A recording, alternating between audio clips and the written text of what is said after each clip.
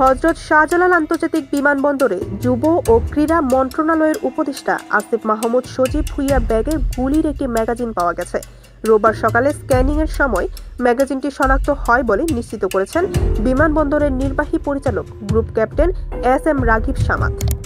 আসিফ মাহমুদ মরক্কোর মারাকাশে OIC youth capital international প্রোগ্রামে যোগ দিতে টার্কিশ এয়ারলাইন্সের ফ্লাইটে রওনা হচ্ছিলেন। পরে ব্যাগে ম্যাগাজিন থাকার বিষয়টি স্বীকার করে তিনি বলেন, ভোরে প্যাকিংয়ের সময় ভুল করে একটি ম্যাগাজিন ব্যাগে থেকে যায়। স্ক্যানে ধরা পড়লে সেটি সঙ্গে থাকা প্রোটোকল অফিসারের হাতে তুলে দেয়। ঘটনাটি অনিচ্ছাকৃত। তিনি আরও জানান, নিরাপত্তার স্বার্থে তার বৈধ অস্ত্রের লাইসেন্স আছে। গণঅভ্যুত্থানের সময় নেতৃত্বে থাকায় হত্যা চেষ্টার মুখোমুখি হতে হয়েছে, তাই আত্মরক্ষায় লাইসেন্সপ্রাপ্ত অস্ত্র রাখা বাধ্যতামূলক হয়ে পড়েছে। বিমানবন্দরের কর্তৃপক্ষ জানায়, ব্যাগে অস্ত্র না থাকায় এবং উপদেষ্টার লাইসেন্স বৈধ হওয়ায় আইনানুগ ব্যবস্থা নেওয়ার প্রয়োজন হয়নি।